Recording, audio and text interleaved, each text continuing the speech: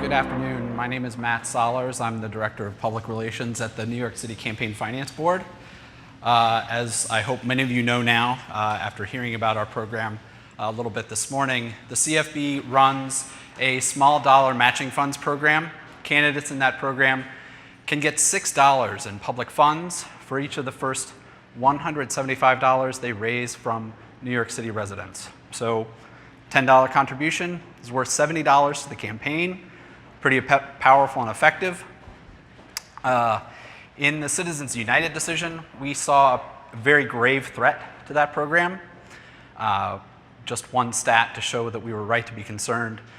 In 2013 and 2017 elections in New York City, outside groups spent $17 million. I'm going to talk about some of the steps we took to respond to that challenge and what led to one of the strongest disclosure systems in the country.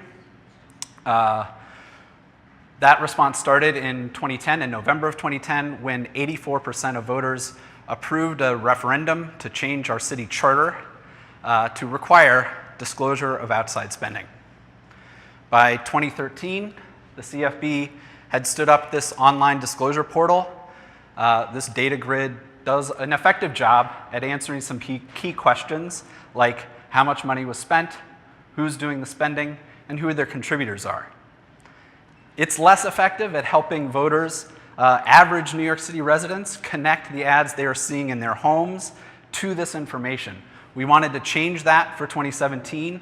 We wanted to make something that would allow that connection to happen more easily, something that would look a lot less like a government report, and something that would highlight one of the truly powerful innovations we have in our law, which is that we require the outside groups to give us their ads.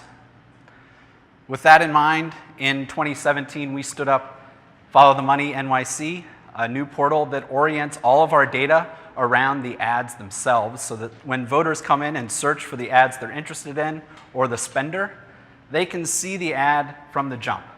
They can make that connection. So it also helps that the independent spenders were required to include a URL to our portal, nyc.gov/followthemoney, on each of their ads.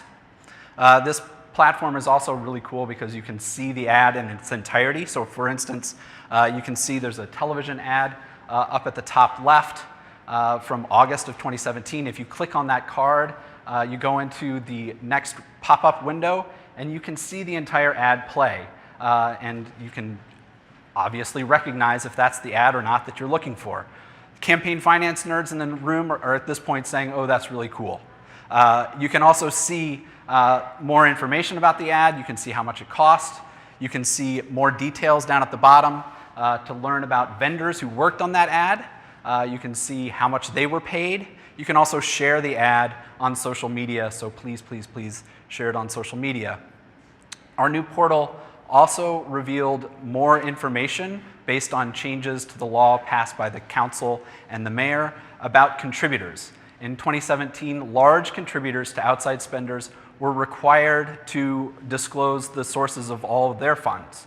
So it's a second level of disclosure meant to get at the sources of funding for contributors that are PACs or corporations or LLCs, sort of faceless entities. We're hoping that that second level of disclosure gets to an individual who is the original source of those funds. As you can see in this example, that's not always going to happen. There may still be second level contributors who are then themselves PACs or LLCs, but at a minimum, anyone wishing to do more research into the sources of the funds, they have more clear markers to do so based on this disclosure. So that's really important. So what do we get from all of this disclosure in New York City? Well, for one thing, in 2013 and 2017, we got elections where the $17 million spent by outside groups was a lot less important than the $55 million that the CFB paid to candidates in those elections.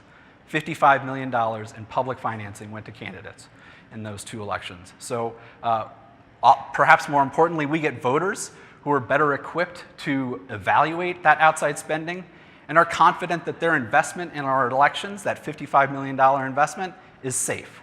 We get candidates who are confident that their participation in the program is a safe bet too, that they'll have the resources to fight back against outside spending, run a competitive campaign, and win. Indeed, 3 city council candidates are in office today despite being outspent 2-to-1 by outside groups in their first election.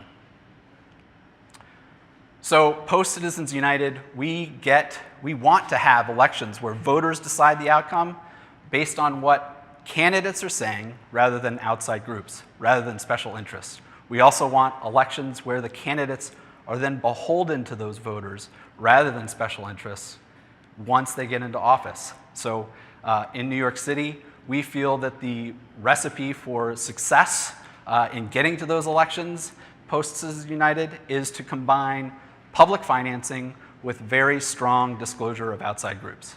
Thank you very much.